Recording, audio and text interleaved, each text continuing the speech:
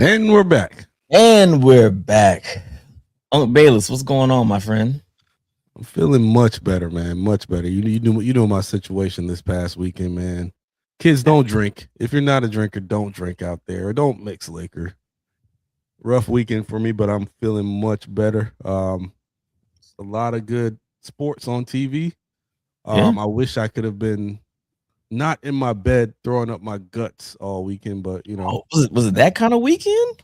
it was, man. It was. Oh man. Yeah, man. Oh, good. Well, you know what? Listen, watching some of these games, I feel like it would have made you throw up, especially if you're, a certain type of fan. As I pour myself a little tequila right now. Unc, I feel like, as Breeze would say, we got a lot to talk about, man. I feel like there's a lot to get into this weekend. I don't know where we're gonna start. Should we start with the good, the bad, or the ugly? I think we should start with the game that you hated and a team that you despise. And that is the Alabama Crimson Tide. Going into Norman at night, playoff atmosphere, down 17 early, and they found a way to pull out a dub. Yeah. Pump, how do you feel about that? Hated it. we got to get that drop. Man, listen. In all honesty, listen. Shout out to Alabama. I got to give credit where credit's due, man. They got punched in the mouth early. They got punched in the mouth early. They got punched in the mouth hard, and they found a way to come back in that game. Now, with that being said, Oklahoma, who I think that we've all on this podcast have questioned over the course of the season, and originally, I think even in the group chat, Breeze even said, "Hey, man, Mateer is looking, dynamic right now," and that offensive line was giving him all kinds of time. Now he was missing throws early, but still they were able to get off to that 17-0 lead. Until all of a sudden it seems like, I don't know if Bama was just playing possum, because the way the tide, no pun intended, the way the tide shifted, and all of a sudden Alabama started playing the way Oklahoma was playing. And Oklahoma didn't know what to do after that. It was insane, right? Like, you see Mateer, he's throwing picks. Now all of a sudden, the drop punt, they all of a sudden started making mistakes. Alabama, again, good teams capitalize off of mistakes, right? We always say that. But Oklahoma had no response to getting hit back. And that game went downhill all after that. You knew they were done. The minute the homeboy took that pick six back to the house, yeah, you knew it was done. Oklahoma wasn't going to be able to come back. And Breeze, get that clown out of the chat. Whoever said, I'm not even gonna read it, but get that clown out of the chat. Yeah, man. You look at that game. You said, they looked at good early on, but then you look at the stats and you look at how the game played out, and they weren't balanced at all. John Mateer went for over 300 yards, 2 touchdowns. He had that 1 interception, but they couldn't get a consistent running game. And that's where I think, Bama was able to take advantage of opportunities, because you don't want Mateer throwing, consistently. And I think those missed passes came back to bite them. And like I said, the previous pod, Bama has the talent to compete with anybody. And if you leave them in the game, they're going to find ways to win games. They're not a team that lacks talent. They've had some bad games, but if you leave that kind of team around, they're going to find a way. And I'll tip my hat off to their defensive coordinator, Womack. He made the necessary adjustments. Early on, you saw Bama sit back in zone, not getting any pressure with that front. And then he decided to start sending blitzes. And then you started to see the mistakes happen. And I think that's kind of where the game swung. Fair enough. I'm jumping in here, obviously, but I felt like Alabama won the moments, which was interesting because when you think back the first time they played, Oklahoma won those moments, right? Like, every time there was a big moment, a big swing play, the turnover battle, they all went in Oklahoma's favor in the first matchup. And everybody said, oh, Oklahoma won only because Alabama gave them the game. Alabama gave it away just as much as Oklahoma won it. Well, this was the absolute opposite, right? Where Alabama had all the swing moments. You talked about it. Oklahoma, I thought, came out with a really good game plan, and they played really well to start. But then when the moments started happening, they were in Alabama's favor. It was the bumbling of the punt by the punter. And then it was the miscommunication between the wide receiver and John Mateer, right? And all of those moments were swing moments. You look at some of the catches Alabama players made in the second half. All of those were the swing moments, and they all just happened to go Alabama's way, which you can't always script that stuff, right? Some of that stuff is just right place, right time, moment, sometimes being too big for certain guys, and that's just how a play goes. But for whatever reason, all those plays went in Alabama's favor, which I thought was ironic considering it was the exact opposite in the first game. But that'll win you games, right? Like sometimes, especially when you get it where these teams are so good and these games are won in the margins, those swing plays make all the difference. And to me, that was really the difference between, Oklahoma and Alabama walking out with a win.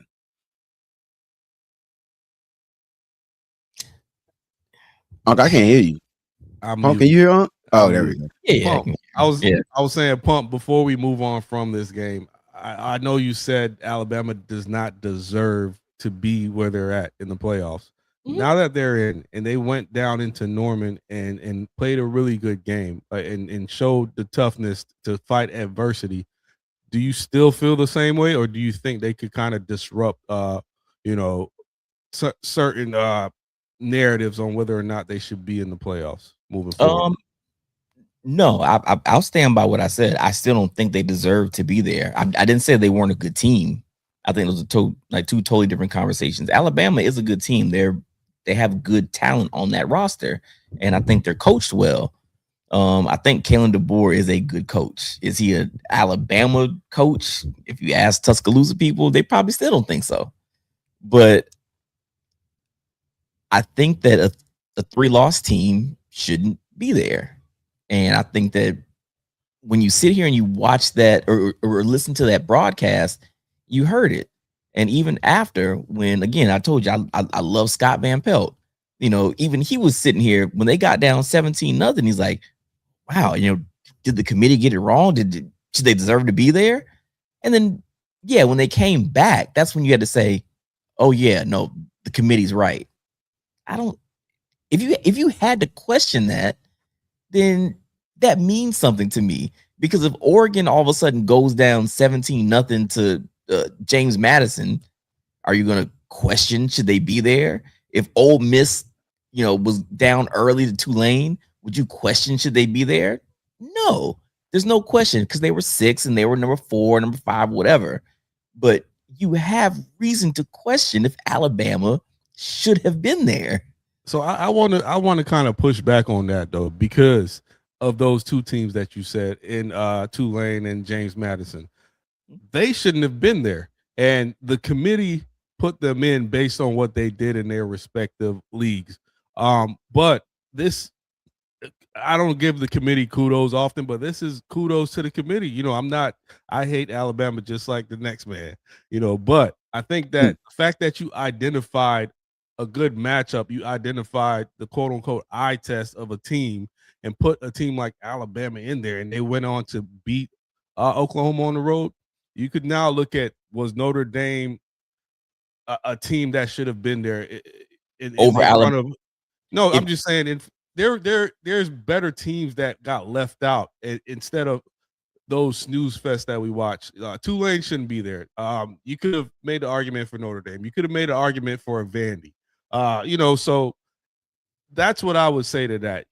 They took the chance on the eye test and put Bama in there, and they proved them right by actually winning the game.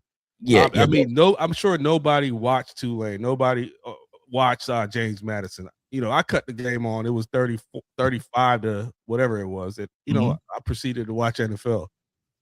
Yeah, again, the only pushback I have to that is the fact that, well, by the rules, yeah, Tulane and James Madison were supposed to be there.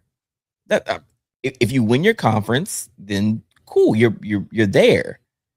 Alabama was there because they wanted Alabama there. We had this discussion last week, right? Again, everybody else who was up there that lost their conference championship game dropped, except Alabama, because now all of a sudden, if you drop Alabama, it puts you in some kind of conflict. So they did it on purpose. So if I had that game and that was Notre Dame and Oklahoma, I still think it would have been a good game. Maybe Oklahoma would have won. I mean, maybe Notre Dame would have beat Oklahoma. Maybe it would have been a better game, a closer game. Maybe it would have been the same exact game. Cool. My whole point is Alabama shouldn't have been there because they propped them up to be there. Tulane was there because they won their conference. That's it. Alabama's there because you just wanted them there. And that's my issue.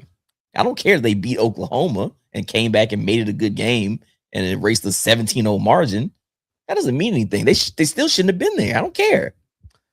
All right, Breeze, we can push the conversation forward, but I do want your final thoughts before we talk about your Miami Hurricanes, because I'm sure you're dying to get to that. Based on those, because we're not going to talk about Oregon and James Madison or Tulane and Ole Miss. You know, that game happened and those teams didn't belong on the field. Moving forward, do you think that teams like those teams should get in based off of what they did? Those teams. Yeah, I mean, you people. Or do you need to schedule move over to an actual conference that matters? Schedule tougher competition, but to put those teams in and get those performances that we got. You just what changes need to be made moving forward to get more competitive games across the board? I think you're in a tough spot. Obviously, the answer is treat everybody the same, right? If Miami had the resume that James Madison had, we're not in the playoff. Or we had the same resume that Tulane had, we're not in the playoffs. But because they were two of the top 5 highest ranked conference champions, that's how they got in. The problem is the reason that exists, and I learned this within the last couple of weeks, the reason that was the agreement of how they were going to do the playoff was to avoid antitrust laws. The G5 teams would basically say that you guys are going out of your way to keep us out of competition, keep us out of the playoff. And so in order to protect themselves, the committee said, well, we'll do the 5 highest ranked champions. And so regardless of what conference you're in, if you happen to be one of the top 5 highest ranked champions, we're going to put you in the playoff. And that works. It keeps them from litigation. It keeps them from having to go to court and getting sued by G5 teams. But the answer is easy. If you want to make sure that you are putting the absolute best teams in the tournament every year, treat everybody the same. Now, I think you could also expand that by doing what I've argued for years and get rid of preseason rankings. Because why was Tennessee ranked all year? Why was Missouri ranked all year? They did nothing to be worthy of being top 25 in the country besides losing to better teams, right? And losing to the SEC. Yeah, we're losing to higher ranked SEC teams. So get rid of preseason rankings, actually pick the field based on the same resume across the board. And that's how you end up with not guaranteed competitive games, because we've seen blowouts. So I don't want to act like you don't see blowouts between Georgia and Tennessee and teams like that. And that's not the case. But this is how you at least guarantee that you're putting the best teams in. Grade everybody the same. Get rid of preseason rankings. Unfortunately, too, Breeze, I feel like it's even more of a reason for the Big Ten and the SEC to stand on their soapbox, right? Because I think in their mind, with all things being equal, they didn't expect for the ACC to be as trash as it was. Yeah. And have a 7-win Duke team win the conference. Mm-hmm. Oh, okay, well, yeah, the ACC shouldn't be in there because in their mind, fine, it should be Miami, Florida State, Clemson. One of those teams should win that godforsaken conference. But for whatever reason, they can't. And now you have Duke, who isn't here. Now, okay, we got to put this other team in here. Because again, you could have had Miami and Clemson. You could have had Miami and Florida State. You could have had a better option than what we got. But by the letter of the law, this is what we got. Yeah. and it sucks. But bring my solution is bring back the BCS. Please. But I might be in the minority of that. No, you're not. But we could move this thing along. Breeze, your Miami Hurricanes went down to Kyle Field and won a game, not just any game, a playoff game, a game that many Hurricanes fans probably didn't see coming, this soon in Mario Cristobal's career, and it happened this past Saturday. If I told you that you guys would score 10 points in a playoff game, do you think that would have been enough to win a game? Absolutely not. Not especially not against that offense and what it has shown it could be. So that's exactly what you guys did. 10-3 on the road, led by Mark Fletcher in that defense. Mark Fletcher had over 170 yards on 17 carries, man, and Baby Jesus sealed the deal, and the defense played a hell of a game. How do you feel about that victory on the road? And is this a program changer? Is it just next game? What is the temperature of the Miami program right now? I think the temperature is a little bit of validation. We thought that we were a good team. We thought that we could compete with some of the premier brands in the SEC. Right? Just a few weeks ago, Texas A&M was the number 2 team in the country. Just a few weeks ago, Texas A&M was considered the best team in the SEC, and that they were going to go play for the SEC championship game. And we thought we had the offensive line and the defensive line to be able to compete with those kind of teams. We thought that we could match up man for man with programs of that caliber or that status, or teams that are perceived to be of that ilk. But you don't know until you play the game. Now, I watched film, shameless plug, somebody said Canes. I went out and I said that Miami could win that game. I thought there were going to be some advantages for us to be able to do that. Some of them played out, some of them didn't. But I wasn't shocked to see us win. I picked us to win, and I picked it based on football reasons. I picked it based on what Texas A&M had put on the field throughout the entirety of the season. And so nobody saw it happening the way it happened, but I think it was a bit of validation, not only in that we think we can play at that level, we think Mario has recruited and developed the team to be inside out where they can win in the trenches, line up against anybody in the country. And this game was a bit of validation for that for us. I'm with you. I think it was more so validation for that defense, all that smack talking that happened during the week. And I think that the defense went out there and took it personal, and they played physical, they played fast, and they didn't give up an inch, and this was, just old school. I know a lot of casual football watchers probably thought it wasn't a good game, but from just a defensive, perspective, this was a well executed game, and I hope that defensive coordinator gets a job pretty soon. Speaking from a nose perspective, because he's got to win the Broyles Award, as the best assistant coach in the country. He's got to be up there, But hell of a job by that defense. But yeah, looking forward, man, you got Ohio State, next, so that offense has to step up. But hell of a job by the defense. If I can, Breeze, and I'm direct this at you. I think we had a couple of conversations over the weekend, and I think I said, this game, 2 really good defenses. You know what Texas A&M is. You know what Miami is. Again, they came to play. I think there was a point in that fourth quarter where the longest play for Texas A&M, I think, was like 14 yards, which is again nuts because again been talking about those wide receivers for almost kind of like the entirety of the season, like they're there. Yeah. But this was a game where I think I mentioned which quarterback was going to F up first, right? And if you look at the numbers, Carson Beck, a lot of pedestrian numbers. Marcel Reed, but 2 huge picks, right? So he messed up more than the other quarterback. Going forward, what are you expecting from Carson Beck? Because again, I think that Miami has the kind of team where you really don't want to play them. I feel like when Miami is playing on their best, I think that they can beat majority of the teams that are still in the playoffs right now. They have that talent. They have enough experience, especially at quarterback. Carson Beck has experience. Going forward, how deep can Miami honestly go? Well, when you have a defense that travels and you have the trenches that travel, you will be in every game. Right? It's unlikely that Miami will get their doors blown off. Lose 100%. Could have lost this past Saturday. Very well could lose next Wednesday. If they were to win that, they could go to Arizona and lose to who we assume will be Georgia.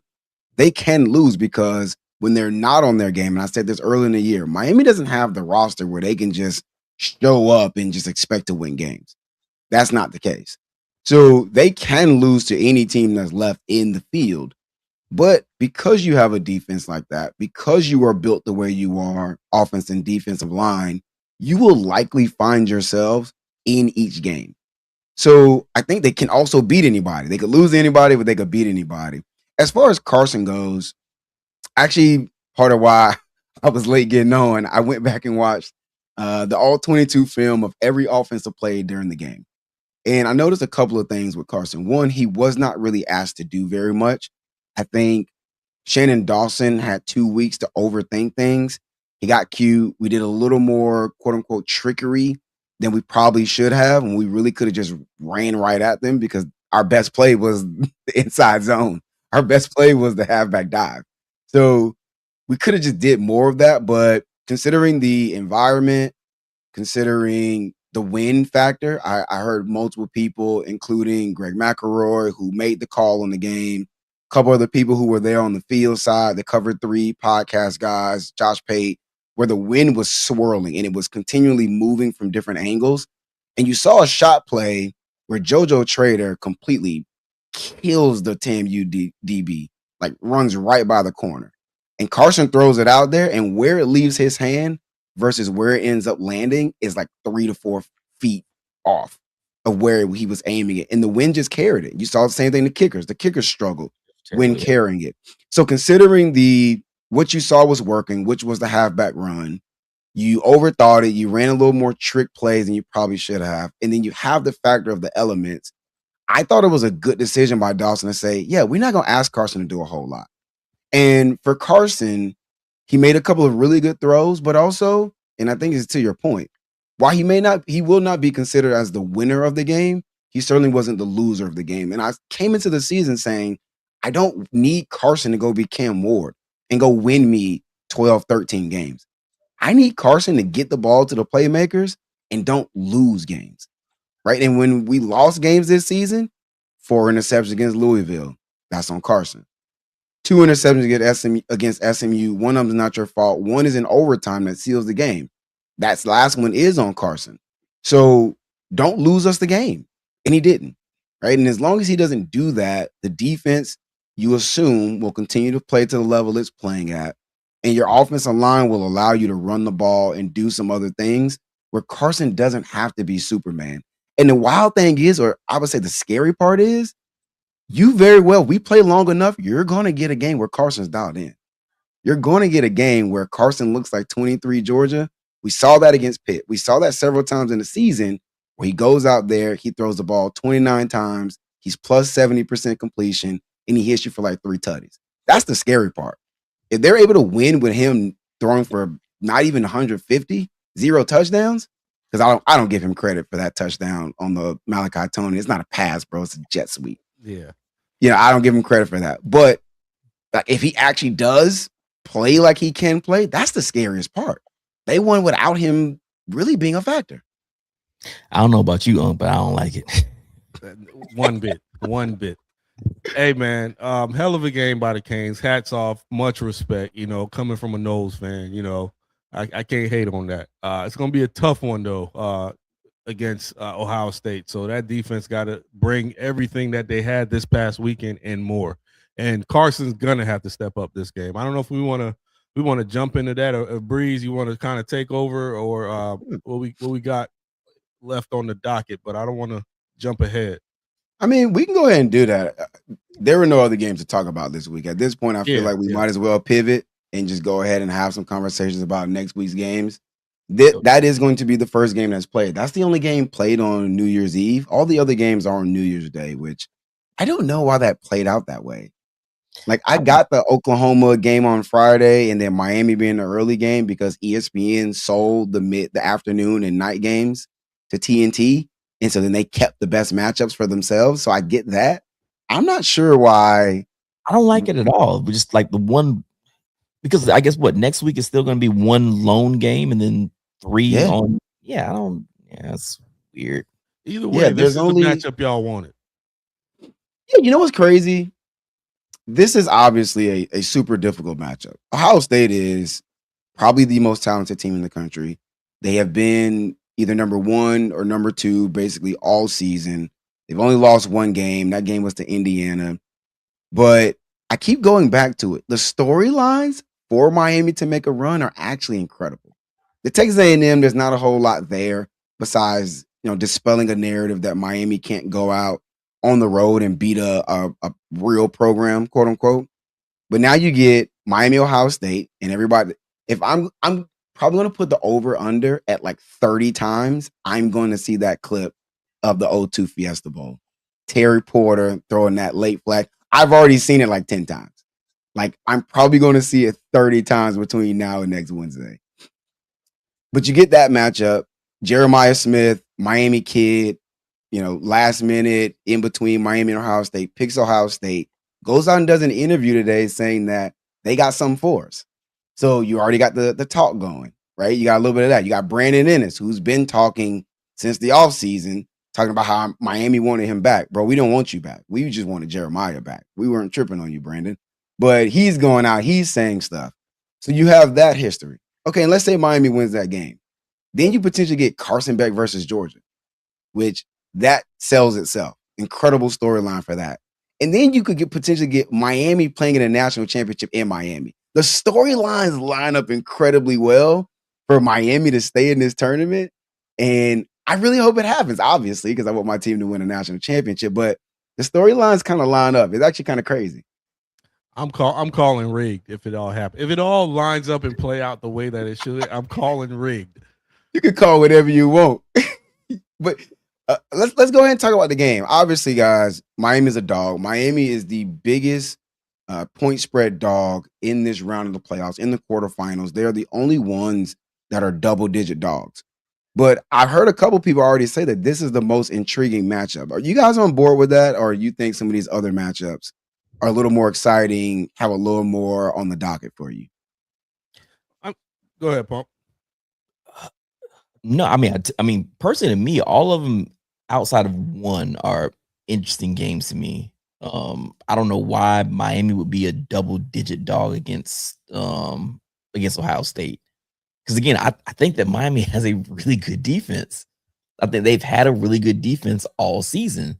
So again, you walk into that, it's no different than watching that Ohio State Indiana game, right? The only thing that people assumed that would keep Indiana in that game was the fact that they also have a really good defense. Yeah, sure, you got a Heisman caliber quarterback, but you can go down the list of the teams that they've actually played. But that defense is good. Defense travels, right? We always say that. Mm-hmm. So why are you a double-digit dog against Ohio State? It's, to me, this is kind of weird. Am I the only one? Well, for me, I think the interesting matchup is Bama, Indiana. I think Bama could easily upset Indiana. Easily. Okay. Bad wording, but you like Bama. I don't know. You've been liking Bama. I really don't though. I think I'm looking at the talent. You've been on that Todd Simpson train for some weeks.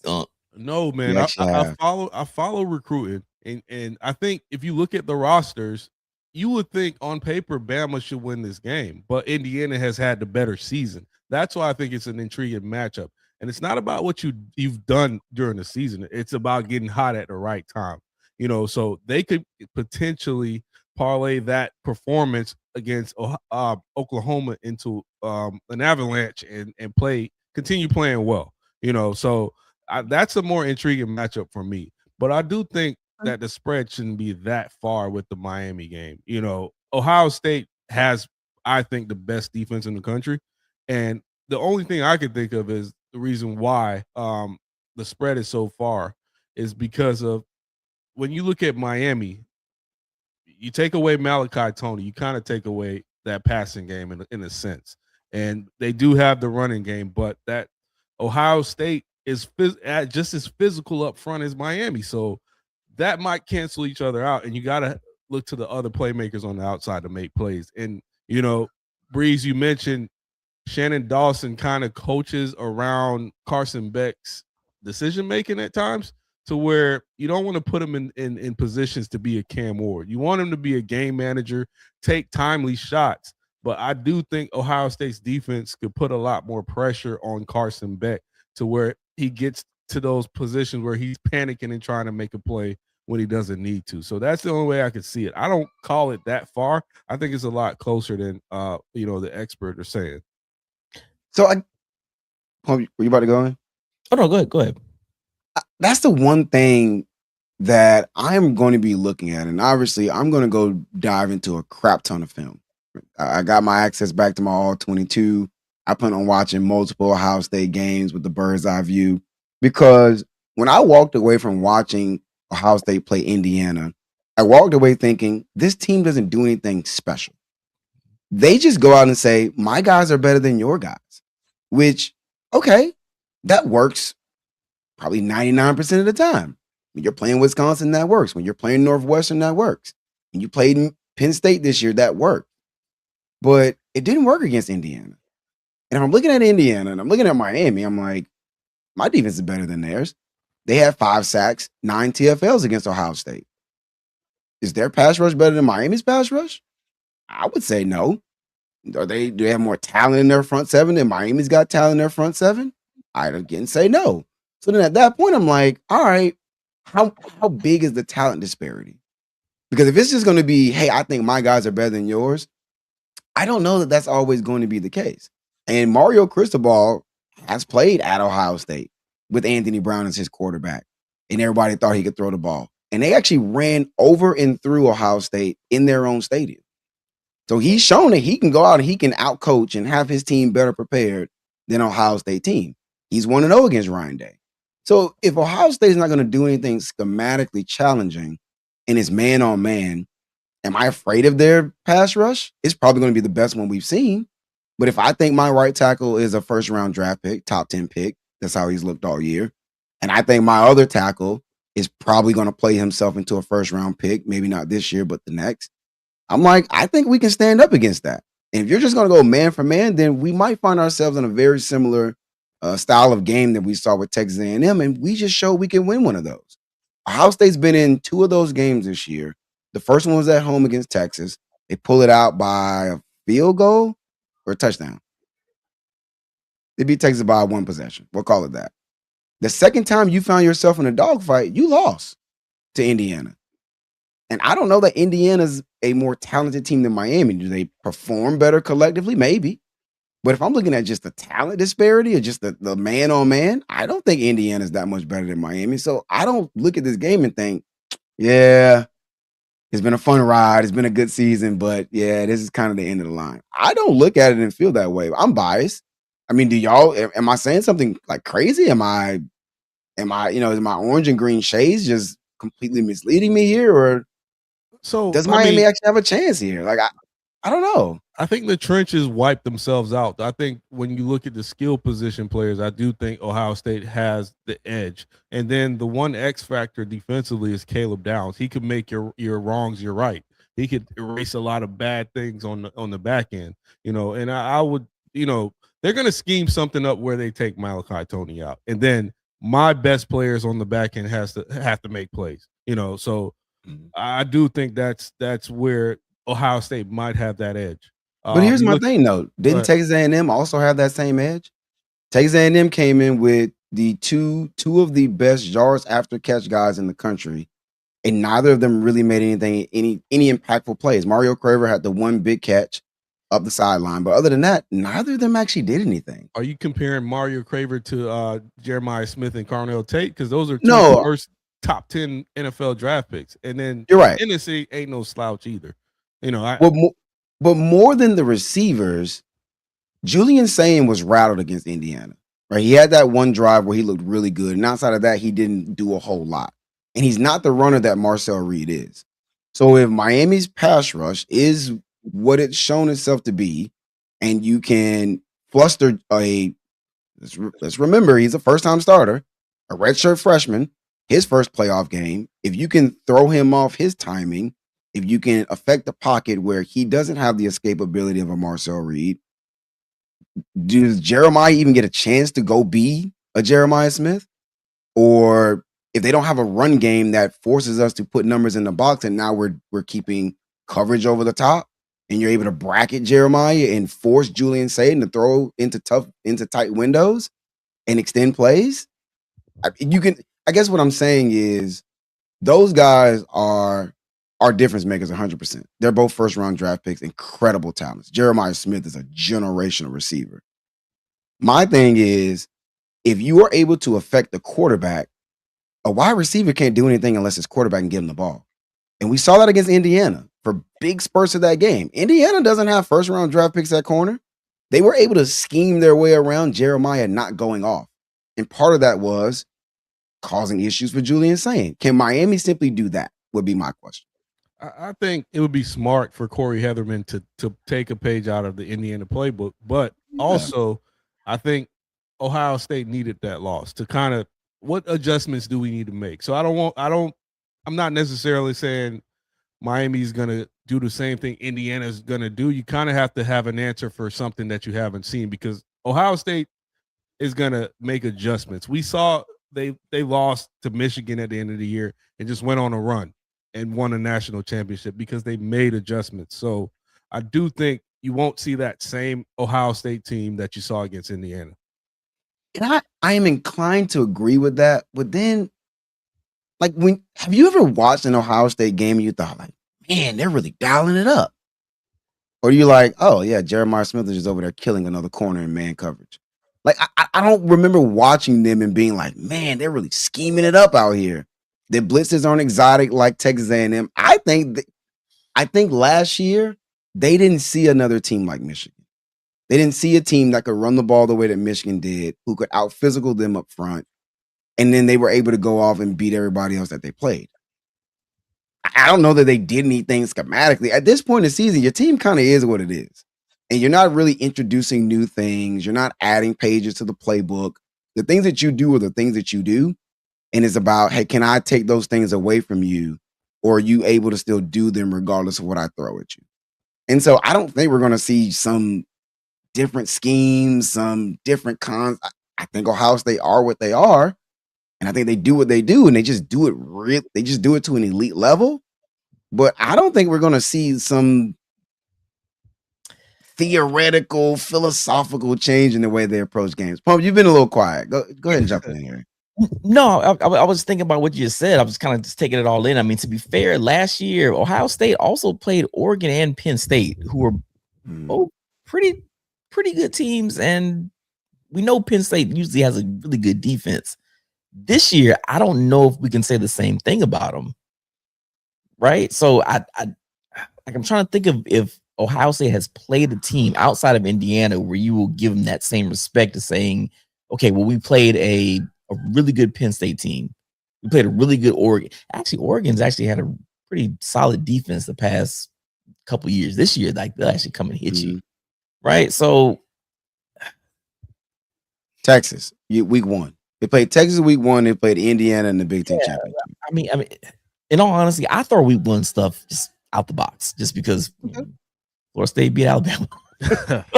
So again, you can catch somebody the first game of the season, and it's just not indicative of who you are.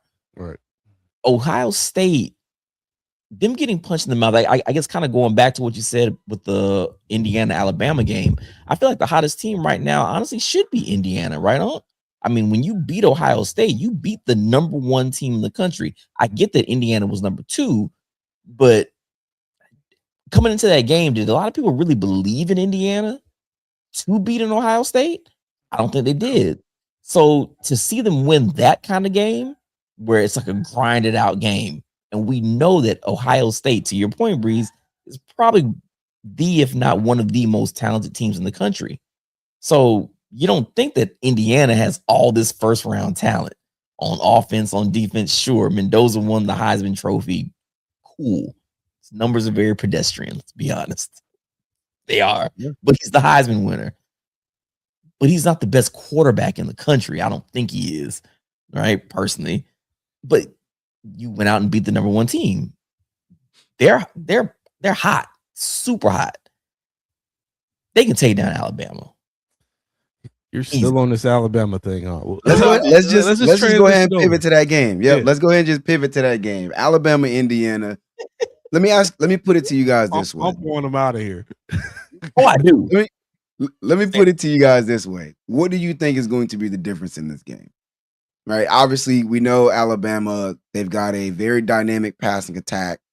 They can't really run the ball. Their defense can be a little stingy. I think the defense can be opportunistic, where if you give them an opportunity to take the ball away, they will intercept it, and their corners are looking to take it to the crib. Pick 6 against Tennessee in a big spot. Pick 6 against Oklahoma in his last playoff.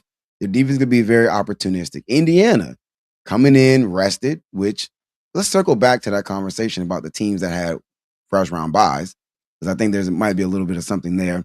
Indiana has played the best of anybody in the country this year. They have looked like a complete team. They've been able to win multiple styles of games. That offense looks inevitable. What do you guys think will end up being the difference maker in this game? Again, I think that Alabama is it. It shocked me that they were able to do what they were able to do against Oklahoma, because just like majority of the games of the season, Alabama is one dimensional. I don't think they put up 30 yards in that game rushing. So They didn't have 30 yards rushing? no, I don't. Am I tripping? No, go back and look up the stats. I don't think I'm they pulling had it up. Keep going. rushing in that game.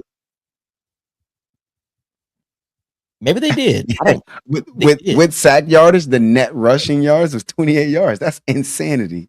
So again, and Indiana has a really good defense. So if you're telling me, hey, the only chance we have to win game in and game out, this has been Alabama's thing, is Ty Simpson is going to take us to the promised land. I'm not on that unk train. I don't think Ty Simpson is that great. Not the unk train. I think that Jeremy Bernard is really good. Obviously, you got the little kid out there. Is he still 18? I'm not sure. He ain't all that good, apparently. He about to get benched. So you have talent out there, but if you can't be balanced, I don't think that you're going to march into any kind of game right now in the playoffs where you're going to go up there against a really good defense and say, yeah, we can do one thing really, really well, and we're going to beat you. It's not going to happen. It's just not. I think they're both hot right now. Like I said, man, you look at both teams on paper. I do think Alabama has the better team. If you look at both the quarterbacks' stats, they're not that far off. Ty Simpson has thrown for more yardage. Mendoza has 33 touchdowns to Ty's 28, and Mendoza has 6 picks to Ty's 5. The quarterback matchup is pretty much neck and neck, and Ty could do a lot more with his legs. Their running game isn't that great. They didn't have a 1,000-yard rusher in Indiana. So yeah, Jam Miller's back, but we've kind of chalked up that Alabama rushing game. It's not going to happen. The X factors are going to be the receivers for me, because Bama. I know Ryan Williams. I don't know what's going on with him this year. They should take him off the cover of NCAA. But you still have Horton out there, and you still have Bernard out there that can make anybody look stupid or silly on the outside. And I think that those receivers are, and the number 17, I forget the kid's name. He's kind of stepped into that third receiver role, and he's the one that kind of propelled the team and got the team going. So they do have weapons, and those corners on the outside for Alabama aren't terrible guys. They're elite guys from high school. So I do think Alabama has the Jimmies and the Joes to stick with this Indiana team. So that's why I give them the chance to win. But I do think Indiana still will get the win. And that's going to be from coaching, not necessarily from the players. I think Alabama would get out coached.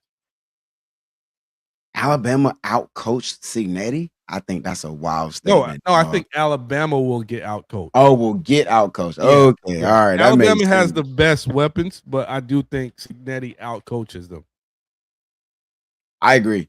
I think Indiana has earned the reasonable the benefit of the doubt. That's the word I'm looking for.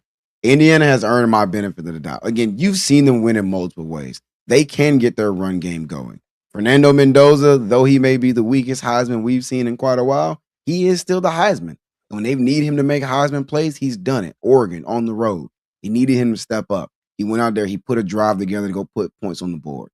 Ohio State, he had to go make plays. They needed to go put points on the board. He was able to do that. The run game was able to get going. Their receivers have stepped up in big moments. I'm not a big believer in Alabama's corners either. Yes, they will get some pick six if you give them opportunities, but they'll get beat. I thought Oklahoma's receivers were running wild more than they have been for a while. I hadn't heard Deion Burke's name in weeks. And all of a sudden now he's making plays against these Alabama DBs. And can Alabama consistently rush the passer? Like they were able to get some pass rush in the second half against Oklahoma, but that hasn't been consistent all year. That pass rush has been mostly pedestrian. If you're going to give Fernando Mendoza time, he will carve you up. So give me Indiana. I think Indiana, they're just a better team right now. Maybe less talented. They're going to be less talented than everybody they play in this field. Yeah. But they are arguably the best team in the field. Real quick, guys, and kind of circle back. What was it that switched that game around? Kind of going back to Oklahoma and Alabama, what was it that all of a sudden made that Alabama defense and that pass rush more effective? And you guys, they created pressure. They had to generate pressure outside of the D line. They were sitting back early playing zone and wasn't getting it done up front. And then Womack started sending guys from the secondary, from the linebackers, and that's when you put a little bit of pressure on Mateer. You turn the ball over. He's sped up and he's overthrowing guys, and I think that kind of turned the game. But I think they also started doing some different things on the back end where he held onto the ball a little bit longer. And in the first half, he was able to do that. But then when you start mixing that with pressures coming from different places, you also got to remember Oklahoma's playing two true freshmen on that offensive line. And so if you start giving them weird pictures and weird angles and guys coming from odd places, I think they got a little bit confused too. All right. You want to keep rolling? So I don't know if we're going to let's go ahead and make picks. So is everybody picking Indiana, Alabama in the Rose Bowl, the granddaddy of them all, January 1st, 4 p.m. Is everybody rolling with Indiana, the touchdown favorite? I'm leaning Bama, man. I'm leaning. Still, he going to do it again. Okay. Yeah, disgusting, 21-17, Hoosiers. I'm not gonna lie, my gut says Alabama for whatever reason, but my head says Indiana, and I'm going Indiana. All right, let's take a step back to the first game of the New Year's Day, which is going to be Oregon and Texas Tech playing in the Orange Bowl. So two teams traveling a decent little distance down to Miami. Obviously, Texas Tech had the bye week. Texas Tech has really been led by their defense. They have arguably the best defensive line in the country. Their linebackers are just dogs. They fly to the ball, they intercept passes. Those linebackers seemingly do everything, but we have seen that offense sputter at times. Meanwhile, Oregon comes in after getting a nice little tune-up game at home against James Madison. Shout out to the Dukes. Shout out to the Dukes Twitter account, because I hate that we won't get more of that in the spotlight. But Oregon put on a complete performance. Now, late, they gave up some points, but really they had called the dogs off. When it was a game, it wasn't a game because it was a blowout. What do you guys think will be the differences in this one? Will Oregon's offense still be able to move the ball and score against this Texas Tech defense? And can Texas Tech find some sort of an offense? I think that Texas Tech offense is what it is. I think that's not good. It's not. However, they can rest easy that I think that Texas Tech defense is exactly what we think it is. They're serious, man, and they have great mustaches around the crew. The mustache gang. And fantastic mustache bunch. And listen, let me tell you. So I was trying to reference a game that I could kind of go back to maybe see would it be something similar. And Oregon played Indiana earlier. Again, really good defense. They got pressure on Moore. Still a young kid. You know what I mean? I don't know how he's going to handle the spotlight. And I think that Ohio State game is shit. Going back to Indiana, my bad. I honestly think that Texas A&M squad, them going ahead and doing what they did in their conference championship game, they're still pretty much hot. So like you talk about like hot teams in the playoffs, like they dominated that game again, right? So give me that defense, young quarterback, Texas Tech 27-17. Okay. I'm with you on the defense. This defense is for real. The front seven, you can't run the ball on this defense. You better. You can't even pass the ball. The linebackers are picking passes. So that defense is for real. And you mentioned the Indiana game where Oregon struggled, and you look at also the Penn State game and the Iowa game. Especially that Iowa game, that was a defensive struggle. Iowa had the opportunity to beat Oregon if they had an offense. I think if it gets into a defensive matchup, I'm leaning towards Texas A&M because they have enough offense to put up points. And so I think you go into this game with a game plan of make it in a phone booth kind of game. Don't spread it out. You don't want to get into a shootout with Oregon. If you get into a defensive struggle, I do think Texas Tech has enough weapons on offense to win this game. So if go back and watch that Iowa game, that's the type of game you want to play against Oregon. So I'm a lean towards Texas Tech, man. I'm going 21-17 Texas Tech. Yeah, no. I'm looking at this. I'm looking at this Oregon. That, yeah. I ain't. Hey, I ain't with you, big brother, but I ain't mad at you for what you do. It's hard for me to see Texas Tech's defense being able to hold up for as long as they're going to have to. I also think there is something to teams sitting around while other teams play. Football is not a you just show up and play kind of game. Like you need to be, it is a rhythm game. It is about being hot at the right times. And sitting around, it's hard to mentally and physically stay engaged for the type of collisions that you get at this level of ball. And if I'm looking at this Oregon team, I think Oregon is one of the more complete teams in the field. There's not a lot of holes in this team. They can run the ball. They got two running backs that you got to respect. They have crazy talent on the outside that's getting healthier because we got to remember they haven't had Evan Stewart all season. They haven't had DeCorian Moore all season. Malik Benson all of a sudden looks like a guy. They might get Sadiq, the tight end, back. So you're talking about an offense that could also be getting healthy, which they didn't have a number of those guys against Iowa. They didn't have a number of those guys against Indiana. And that defense, I think that defense is probably a little underrated. Of the teams in the field, that defense is probably a little stingier than most of us would like to give them credit for. Can they be had at times? Sure. Indiana showed us that. Heck, even JMU showed it a little bit. But if you're talking about 4 quarters of Texas Tech defense being able to hold up and potentially not getting a whole lot of help from that offense, because that offense looks anemic at times. They should have beat BYU by 50 both times, and the offense wouldn't let them do it. You turn the ball over against this Oregon team with that talent, you're going to find yourself in the grits right next to the cheese. So give me Oregon, man. I think Texas Tech is a good team, and that defense is a problem. But at some point, that offense really is going to have to score, and I don't trust them to do it. Give me Oregon. Let's finish with the last game of New Year's Day. You're going to get number 6, Ole Miss. Number 3, Georgia. Georgia is a 6.5-point favorite. First of all, am I the only one that's surprised? Yeah, hey, Rummy, throw some links with them grits. I'm hungry than a mug. Is anybody else surprised that Georgia's only a 6.5-point favorite over Ole Miss without their head coach?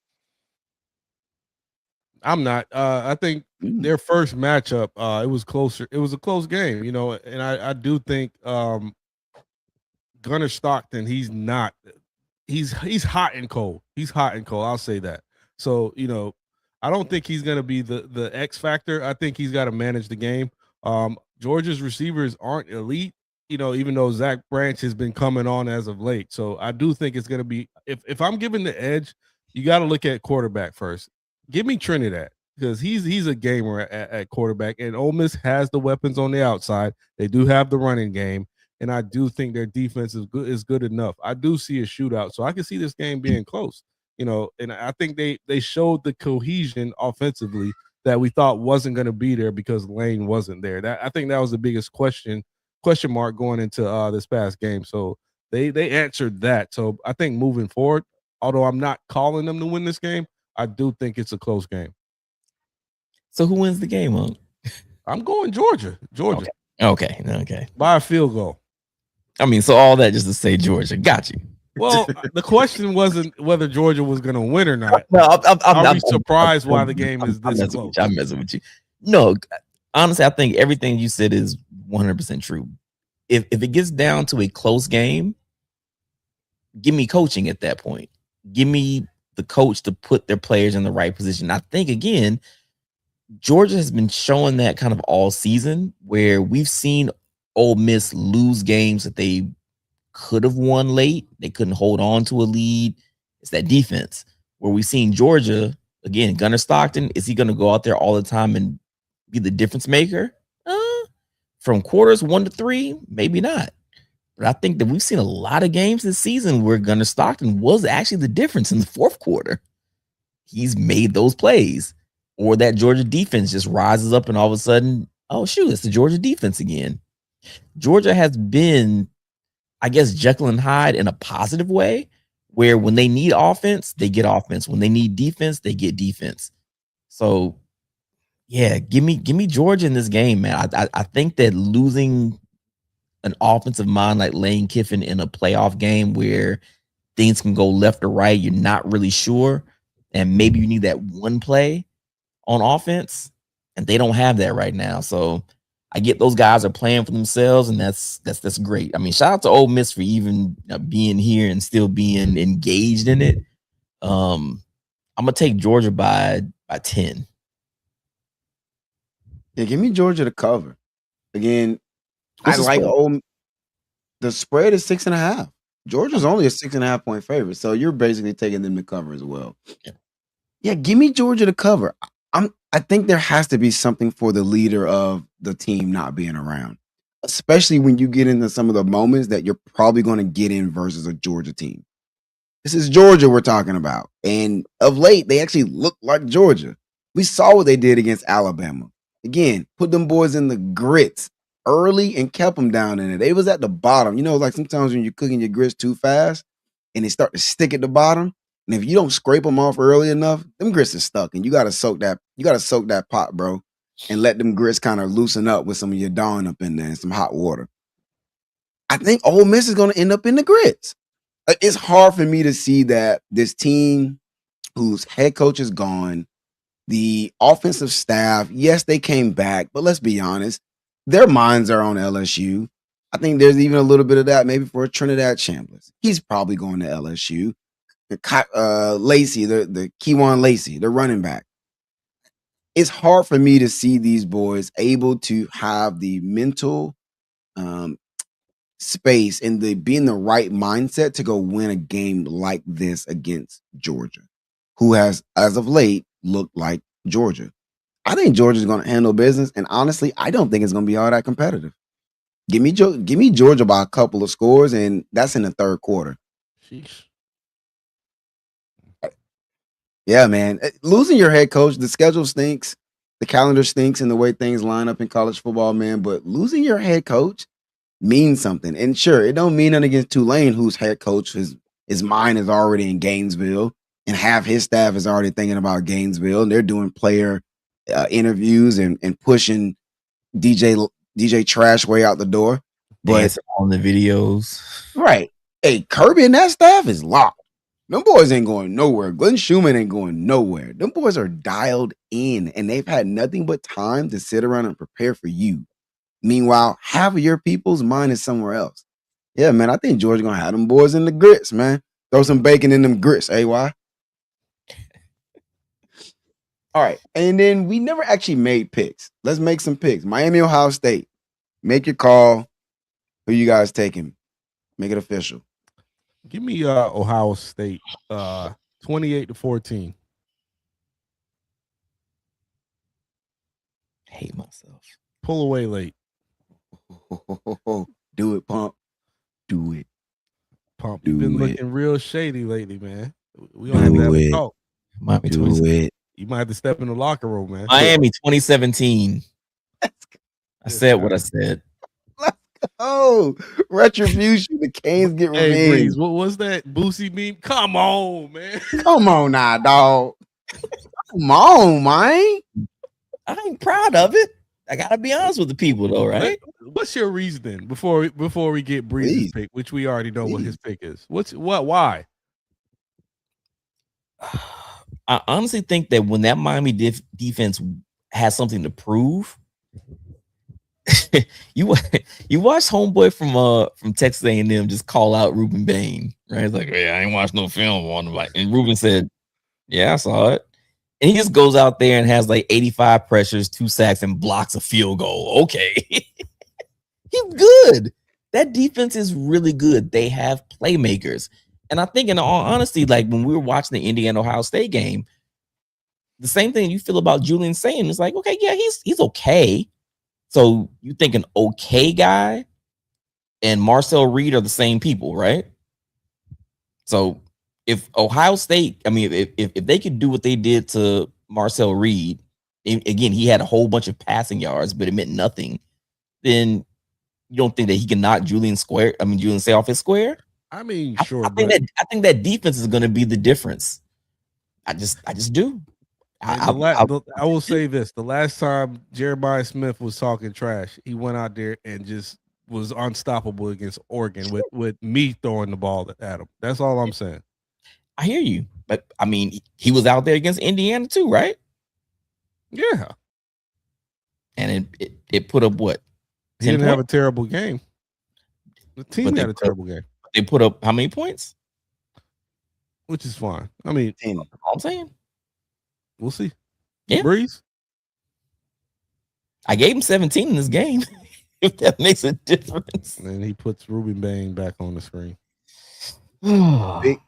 Big time players make big time plays in big time games. Are you picking with your heart or your head?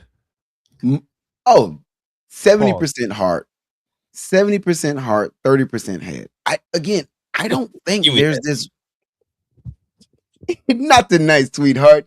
Give me that head. I don't think.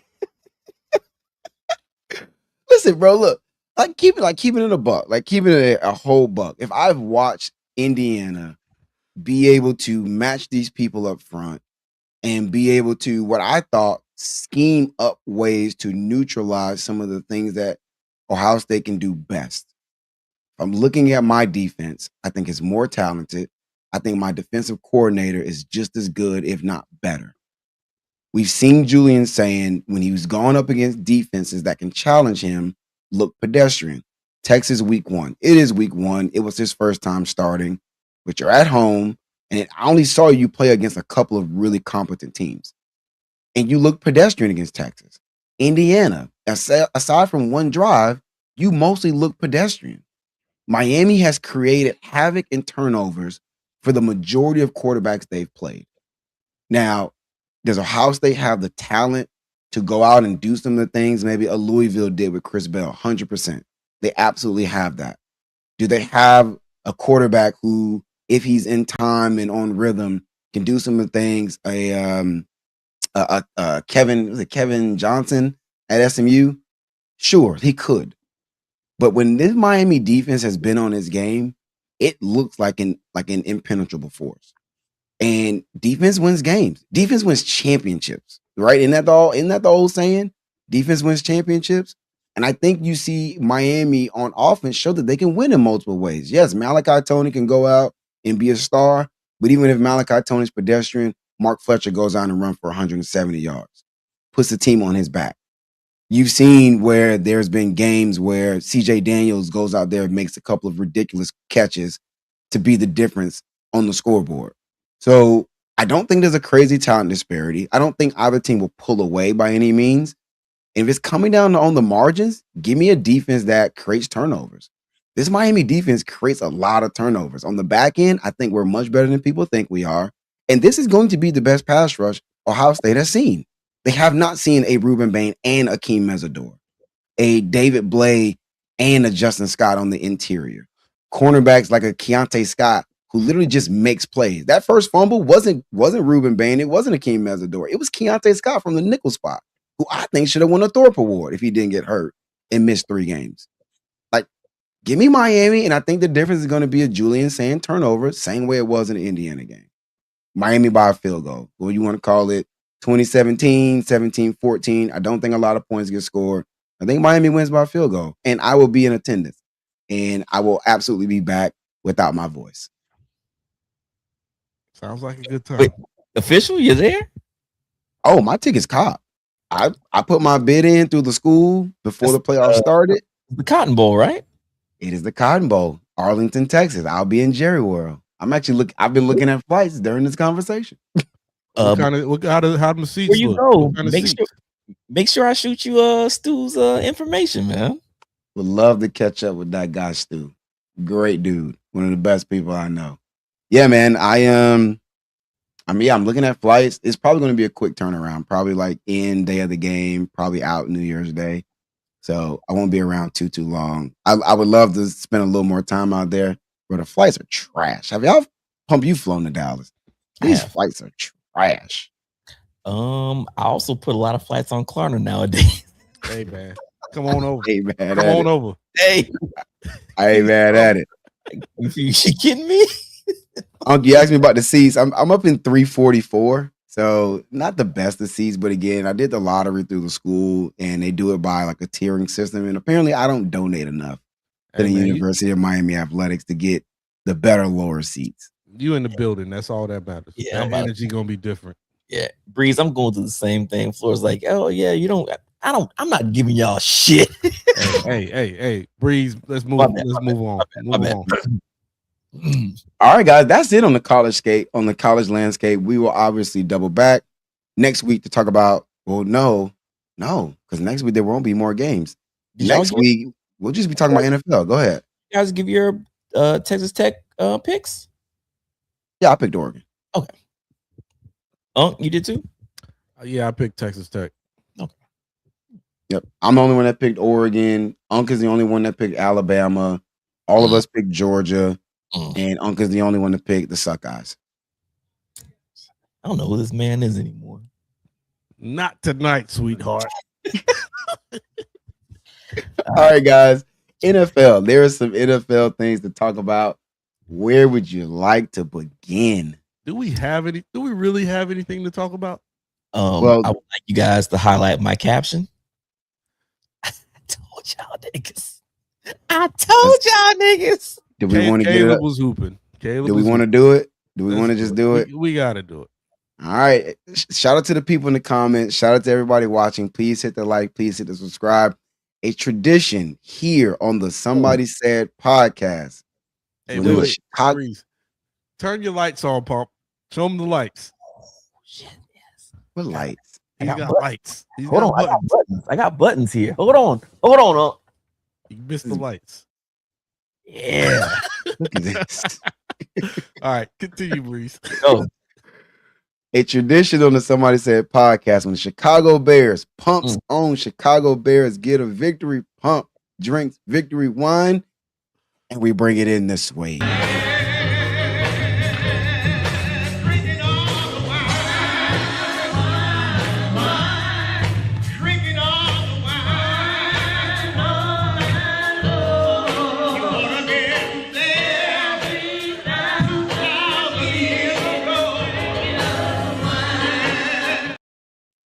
Pump, what wine are you drinking to celebrate another Bears victory? So I upgraded because I'm not celebrating a Bears victory. Mm-hmm. I'm celebrating the Bears clinching a playoff spot. That's nasty business. Okay. You called it. First time clinching a playoff spot since 2018. Okay. My daughter was 8. Okay. She's a sophomore in high school now. That's wild. We're taking Patron. That man got that Patrick. That man pulled a Patrick out. He's Hey. not drinking on the wine. You got to though, man. You got to. He's drinking on that corn oil. Man, Pump, congrats, man. You called it before the season. But that's bonkers. I will even do this much. I will walk back some of the comments I made about Caleb Williams. That kid's gonna be good. I I'm not one to be wrong all the time, but when I am, I walk it back. I watched that game because I had a parlay on it. I watched it, and I took the Packers to win. You guys kicked an onside kick with a minute or so left on the clock, recovered, and that kid had ice in his vein and dropped a dime, like a 60-yard dime to win that game. And he's been doing it all season with his legs and his arms, and he's going to be a really good player for years to come. And I can see the Bears continue making the playoffs, man. So congrats. Hey, man, listen. I'm at the crib, right? And I actually had young Kobe at the crib with me. We're sitting on the couch, beverages are being poured. These boys are down 16-6. Kobe dips. He's like, yeah, cuz not looking too good for you. Kobe skates. I sent him a text. I'm like, hey, tie game. He's like, word? Hey, man, listen. That was one of those games where a bunch of people are going to swear they were actually there at that game. Like 10 years from now, be like, yeah, man, I had tickets for that game, but I gave them to my cousin. But all of a sudden, like a million other people can be like, man, I was there at that game. He hit DJ Moore. 25,000 people are going to be at that game 2 years from now. There. But it's cool. Man, listen. Squad is good, man. Bear down. It's good. Bear down, man. That's it. That's all I got. I am vindicated on the Caleb Williams talk. I was a Caleb Williams guy when he was at Oklahoma. I bought in with him at USC when y'all dumped him in his last year at USC, and I stuck with that finger painting young man. And shout out to the Bears, man. Shout out to those Bears. French tips for everybody. French tips all around. Bear down. Paint them fingernails. I missed out on all 3 Blackhawks parades, and I missed out on the Cubs parade. If the Bears win the Super Bowl, you're painting your nails. Oh, first of all, y'all ain't gonna see me for a week. I believe it. I believe it. Flights on Klarna. Hey, Thomas Reichert, I'm assuming I'm saying that correctly, wants to talk about the Falcons. Is he a real person? We've been catfished a couple times. I have been fooled before. I don't know. Falcons went out and got a win, but the Falcons are eliminated from playoff contention. They're not going to go out and win the division by any means. But I do think, I'm going to be honest, I'm disappointed in the Falcons. I thought the Falcons would be better than this. I am a Michael Penix fan, very loudly and proudly. Injuries don't help. Injuries don't help. Bijan Robinson is that dude, the wide receiver. Why am I blanking on the receiver's name? Drake London. I'm always on the fence about him. I mean, statistically, he put some numbers. Kyle Pitts is a Gator, and that kind of says all that. He's starting to turn it on now. But that defense didn't really go off, right? They were talking about going out and drafting that edge and that they were going to get a pass rush. That defense hasn't taken that next step, and they've got some pieces to build around, sure. But one, you got to find ways to stay healthy, which is easier said than done. And 2, they're just missing that something. And I don't know. I know what that something is.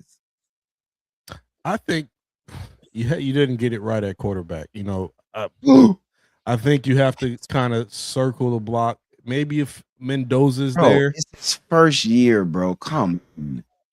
Why are we on him already? I don't think he's the right guy. I think they have all the pieces offensively. You got a good running game. You got a good 1-2 punch in Algier and Bijan. You got your tight end who I think they should re-sign. He's starting to turn it on. Drake London, you maybe get another piece on the outside and find you a Mendoza in the draft. And you're playing in the South. You beat the Bucks.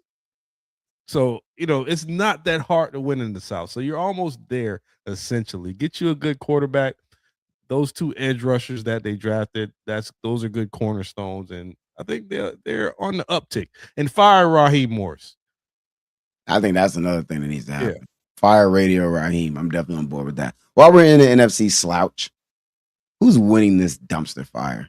Are the Panthers actually going to win this stinky division? Are the Bucks that much of an embarrassment and that hot garbage that we're going to let the Panthers win this division?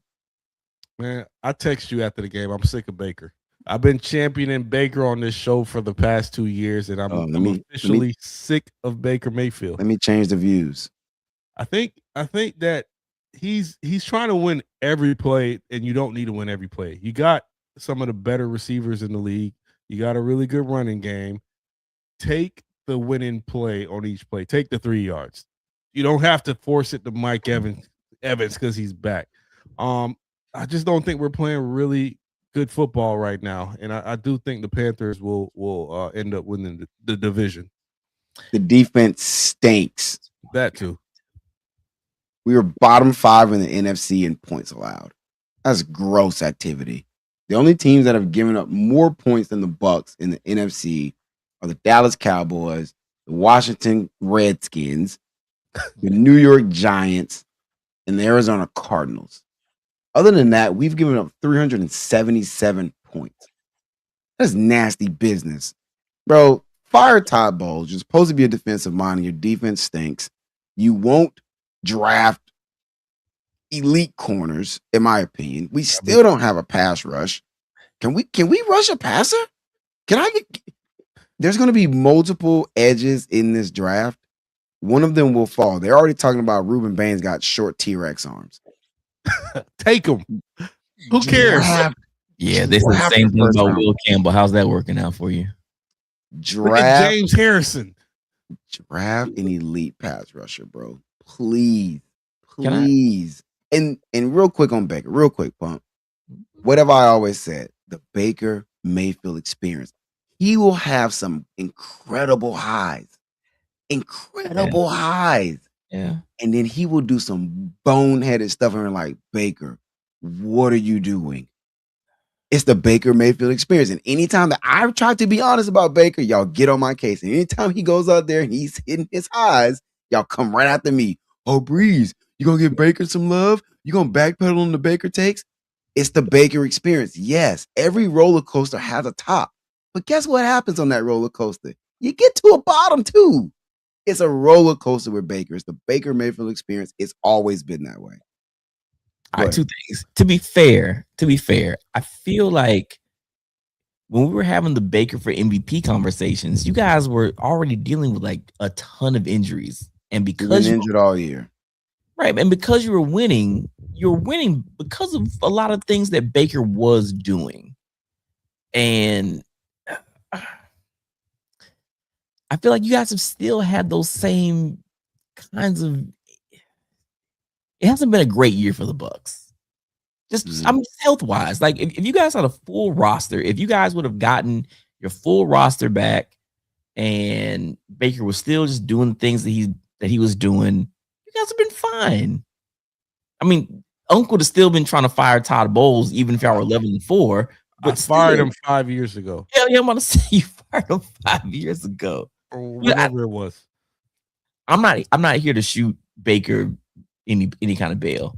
What I am here to do again is go back to my caption that said I told y'all niggas, because y'all were dumping on when I said, hey, Carolina and Jacksonville is gonna be a pretty good game. I'm not buying that either. I'm not buying that Carolina's a legitimate team. Jacksonville looks good though. I'll buy that. I'll buy 11-4, and Carolina is poised to win your division. And y'all are like, man, get out of here. I told y'all.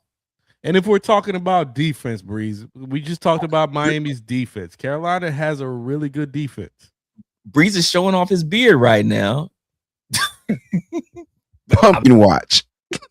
They're on Pumpkin Watch. I'm not buying it. Just like I wasn't buying with. I didn't say they were going to Stinky Jones. I'm just saying that watch. You also didn't think that Jacksonville was going to go 11-4. 4. And I told y'all a long time ago, they got a pretty solid defense. And they just beat the Broncos, who we All might I'm regard saying. as one of the best defense. Pumpkin watch. That's right. cool. Eventually the clock strikes 12. It does. It's 10:50 right now. Hey, listen, I mean, the clock is wrong. Breeze, Pump, you know what Breeze does? He sits back and waits on people's downfall just to say, I told you so. Even when they have moments, a stretch of moments where they're really, really good. No, he this waits is on their downfall. Listen, Unk is my friend back in like high school when the Bulls were really good and they were winning 6 championships, and then all of a sudden Jordan retired and they started losing. And then my friend was like, I told y'all wasn't good. And like, okay, yeah, but they were good for the stretch. No. What I do is I refuse to give knee-jerk credit for you getting hot at some period of time where you looking good for a little bit. That was the initial reaction. That wasn't even knee jerk. I told y'all at the beginning of the season that Carolina and Jacksonville might be decent. Yeah, and both of those teams did not start the season looking great. And they also had really bad lows where you weren't singing their praises. Carolina's not a great team. What are we doing? Jacksonville had a low. They're 11-4. They're 11-4. I think they started out the season 0-2. I told y'all that they were gonna be, and Jacksonville had a good defense. There was a point through 7 games, Jacksonville was 4-3, and nobody was raving about the Jaguars, including you. No, I didn't say I was raving. I said that they have a really good defense. That's all I'm saying. Sure, man. We don't have to stay here. We're an hour and 20 in. Thomas wants to know what's our team. So do we want to go around the horn? And he's new, so okay. All right. Welcome in, out of here. Yeah, I'll go first. Miami Hurricanes fan, season ticket holder, been a Cane my entire life. Born and raised in Tampa Bay, though, so everything Tampa Bay that you get in pro sports. Lightning, go Bolts, Bucks, Rays, and then for other teams, I had to go elsewhere. Obviously, Florida State Seminoles season ticket holder as well. Breeze, get you alumni. There you go. Everything Chicago. More of a Cubs fan than a Sox fan, but if the Sox win, hey, I'm not mad at it. Also, minor league San Francisco Seals. Shout out them. Shout out to the Seals. As you can see, I'm sitting in the locker room currently. We'll get out the locker room. I will be a season ticket holder this year. Unfortunately. Yeah. Gotta get in when it's cheap. Yeah. Bucks, Lakers, Duke, college basketball, Rays, and go Mapes. Nobody says Mapes. No Mapes. Go Leaves. I'm a infant in my hockey experience right now. You don't watch anymore. It's fine. I watch in the playoffs. Oh man. We call those people casuals. Hey man, Florida State is going through a crisis right now. I can't watch any other sports until I figure it out. Maybe the Lakers and Duke and the Bucks, but Listen, we got to figure out what's going on in Tallahassee. At some point we should drop our war chant group chat like the Epstein files and just redact a whole bunch of stuff. Hey, Thomas is good with me. Let's go. Ooh. I love to hear that, Thomas. From Toronto. So who does Thomas like? I want to guess the Habs, maybe? Canadians? Thomas, no, he can't be a Habs fan. No, there's no way he's a Habs fan. He's a Vancouver fan. No, that's way on the West Coast. Nah, he's a Habs fan. Okay, Thomas. Hey, Thomas. Come on, Thomas. Thomas, who is your NHL team? Habs. He's a slow typer. Habs. I'm going with the Vancouver. He's not a Canucks fan, not at all. No, he's not. He missed his window. At this point, we're gonna be waiting here all night. Yeah. All right. Penguins. All right. Sid the Kid is the GOAT. All right. Yeah, they don't like you back home, bro. I'm not mad at it. I hate the Leafs. Love Sid, hate the Leafs. So Thomas is cool with me. All right, guys, let's get up out of here. Breeze, I got a question before we get up out of here. if you guys were the Ravens front office, what would you do to fix that team to close out the show? Get a real wide receiver one. Okay. I've been saying it for like 7 years. That's it. It's the biggest thing they need. Like, who's the right as a pass catcher? This is an Zay? offensive league nowadays. Sure. Go get a real wide receiver one, dog. All right. Trade Lamar. And as always, we appreciate everybody tuning in. If you are watching the Somebody Said podcast, please hit the like, please hit the subscribe, please hit the share. Steal somebody's phone, subscribe for them as well. We'd appreciate it. Stealing is encouraged around these parts. As always, I'm always joined by Unc Bayless. The oven ain't working, Baker. Get up out of Tampa. I am always joined by Pumpy Johnson. I told y'all niggas. Man, and I am Breeze. Appreciate y'all tuning in. Everybody have a good night. Every Monday night, 9 p.m. We'll see y'all next week. Same bat time, same bat channel. Peace. Be easy. Yeah,